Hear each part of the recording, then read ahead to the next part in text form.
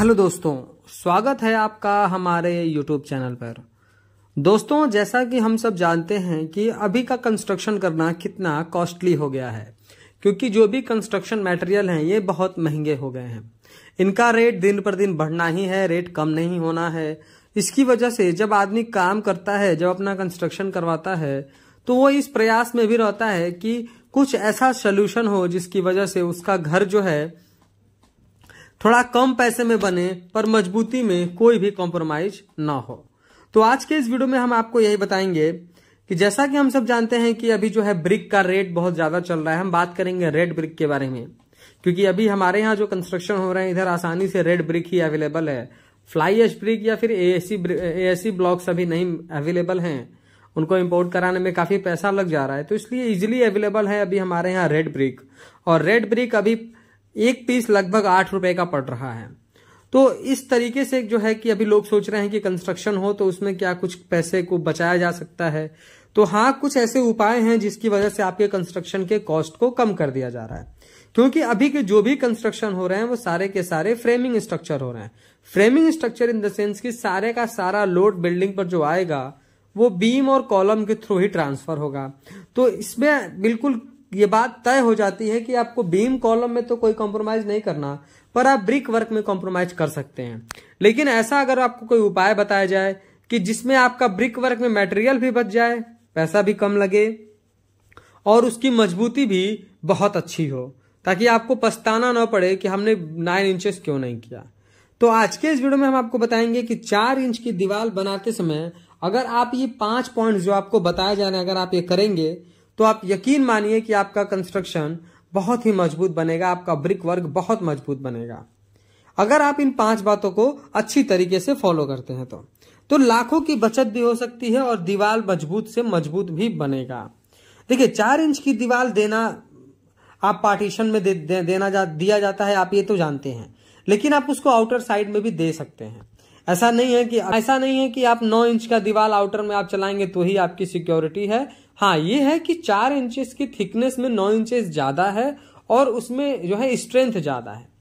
लेकिन आप 4 इंच का वॉल भी सही तरीके से बनाते हैं तो उसमें भी बहुत अच्छा स्ट्रेंथ रहता है। तो 5 बातों में सबसे पहला जो हमारा पॉइंट ये है कि जब भी आप ब्रिक वर्क करें, जैसे मैंने आपको स्टार्टिंग बताया कि अगर आप फ्रेमिंग स्ट्रक्चर बना रहे हैं उसका मतलब ये कि आपने बीम और कॉलम्स पहले बना लिए हैं। तो अगर आपने कॉलम पहले बना लिया फिर आपको ब्रिक वर्क करना है, तो ज्यादातर देखा यह जाता है कि ब्रिक वर्क करते समय तो दोस्तों जो हमारा कॉलम है वो कॉलम आपने अगर पहले बना रखा है, अगर आप फ्रेमिंग स्ट्रक्चर कर रहे हैं तो कॉलम हमारा बहुत ही जो उसका सरफेस होता है वो बहुत ही स्मूथली होता है, बहुत ही चिकना होता है। और ज्यादातर आप देखेंगे कि आपको क्रैक्स दिखाई देते हैं बीम और कॉलम के ज्वाइंट पर। तो आप जो क्रैक्स देखते हैं वो बीम और ब्रिक कॉलम और ब्रिक वर्क के ज्वाइंट्स पर दिखते हैं, जैसा कि आपको वीडियो में दिखाया जा रहा है। तो इस तरीके की क्रैक्स क्यों आते हैं कि देखिए, आपको क्या करना है जब ब्रिक वर्क अपना स्टार्ट करना है, तो हमने आपको बताया कि जो आपका कॉलम है उसका सरफेस जो है बहुत स्मूथ है, तो आपको पहले उस पर हैकिंग कर देना है। हैकिंग करने का मतलब ये कि आपको जिस तरह इमेज में दिखाया जा रहा है कुछ इस तरीके से उस पर टाँचे लगाने हैं।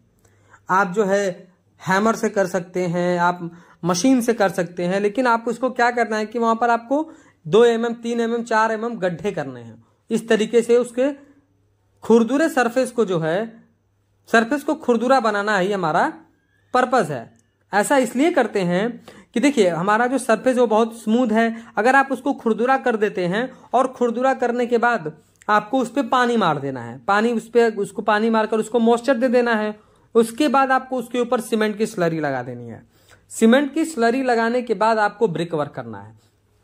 अगर आप इस तरीके से करेंगे तो जो आपको वो क्रैक्स दिखाई देते हैं वो आपको क्रैक्स दिखाई नहीं देंगे, तो आपका दीवार उस क्रैक से बच जाएगा, मतलब कि आपका दीवार मजबूत बनेगा। तो आपको करना यह है कि मैंने आपको बताया कि आपका जो कॉलम का सरफेस है आपको उसको पहले खुरदुरा करना है। खुरदुरा करने के लिए आपको उस पर हैकिंग करना होगा, तो आप पहले उस पर हैकिंग करें जैसा आपको इमेज में दिखाया गया। उसके बाद उस पर पानी डालें, फिर उस पर सीमेंट की स्लरी लगा करके ही आप ब्रिक वर्क करें। तो ये आपका एक तरीका अच्छा है। दूसरा हमारा पॉइंट ये है कि जब भी आप 4 इंच की दीवार बनाते हैं, तो आप 4 फीट दीवार बनाने के बाद 3 से 4 फीट दीवार की चिनाई करने के बाद, ईंट की चिनाई करने के बाद आपको सील बैंड कंक्रीट बैंड देना चाहिए।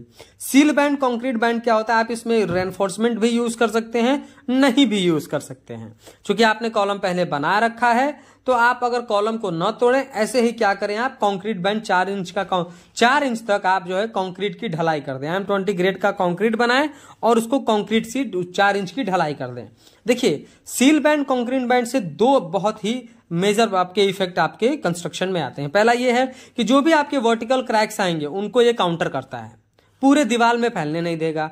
दूसरा, आपके 4 इंच वॉल को प्रॉपर स्टेबिलिटी प्रोवाइड करता है। तो ये 2 बहुत ही इंपॉर्टेंट पॉइंट है जिसकी वजह से सील बैंड कंक्रीट बैंड को कंस्ट्रक्शन में यूज करना स्टार्ट किया गया। तीसरा क्या है कि जब भी हमारा ब्रिक वर्क होता है 4 इंच का, तो उसमें क्या है कि जब 2 ईंटों के बीच में जो हमको मोटार भरना होता है, वहां पर लगभग मिस्त्री गलती करते हैं।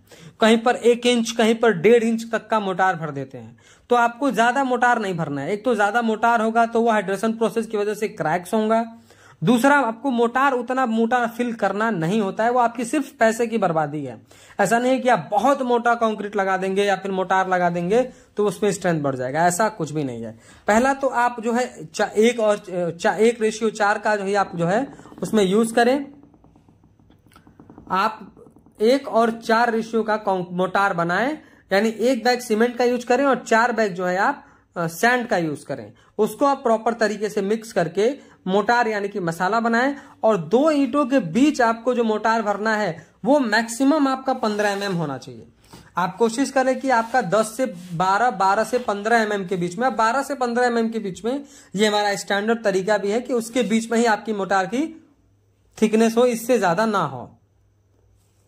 यहां पर ज्यादा मिस्टेक मिस्त्री द्वारा की जाती है और पैसे की बर्बादी भी की जाती है, तो ये आपको नहीं करना है।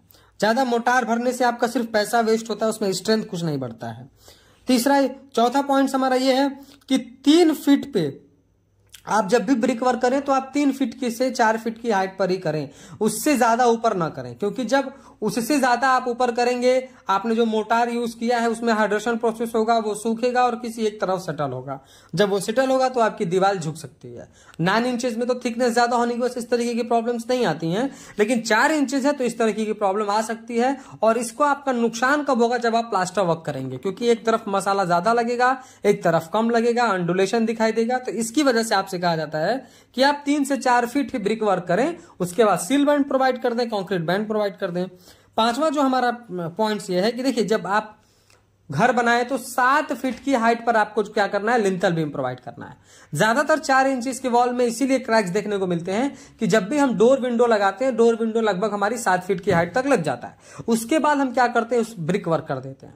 ब्रिक वर्क कर देने से जो हमारा ब्रिक का डेड लोड होता है वो हमारे डोर विंडो के फ्रेम के ऊपर आने लगता है, और उस लोड से धीरे धीरे हमारा जो है डोर विंडो जो है हमारा बैड नीचे की तरफ हल्का डिफ्लेक्ट होता है, जिसकी वजह से पूरे दीवार में क्रैक्स आ जाती है, प्लास्टर में क्रैक्स आ जाती है।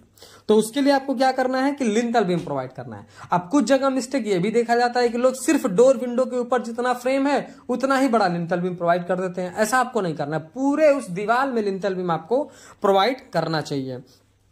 लिंटल बीम प्रोवाइड करने से पहला तो ये है कि proper column two column load distribute होगा, उस पे 4 इंचेस की वॉल में प्रॉपर स्टेबिलिटी आ जाती है, और उसके बाद डोर विंडो के फ्रेम के ऊपर जो भी हमारा लोड आने वाला होता है वो हमारा लिंटल बीम कैरी कर लेता है, जिसकी वजह से हमारे दीवार में क्रैक्स भी नहीं आते हैं।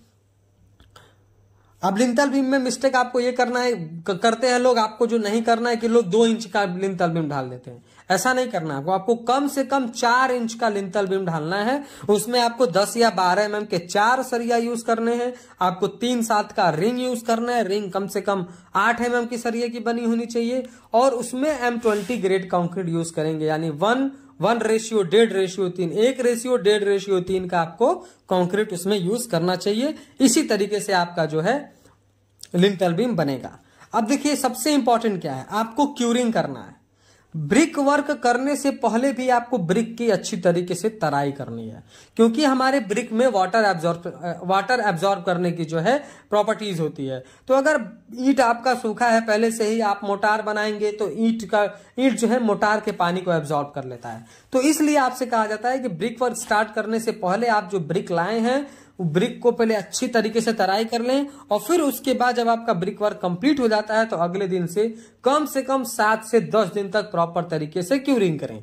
देखिए, अगर विंटर का टाइम है, आप एक टाइम क्यूरिंग करेंगे तो चल जाएगा, लेकिन अगर गर्मी का मौसम है, अभी टेम्परेचर ज्यादा है, तो आपको 2 टाइम क्यूरिंग अच्छी तरीके से करना चाहिए। अगर आप क्यूरिंग करेंगे तो उसका स्ट्रेंथ बढ़ जाएगा।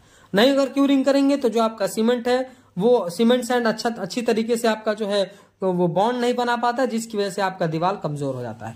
तो अगर आप ये 5-6 पॉइंट्स को अच्छी तरीके से फॉलो करते हैं और इसको फॉलो अप करके आप अपना कंस्ट्रक्शन करते हैं, अपना ब्रिक वर्क करते हैं, तो आपका जो 4 इंची का दीवार है वो बहुत ही मजबूत बनेगा।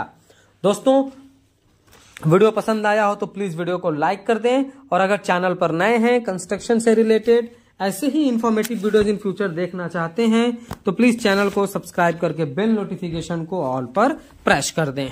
Thank you.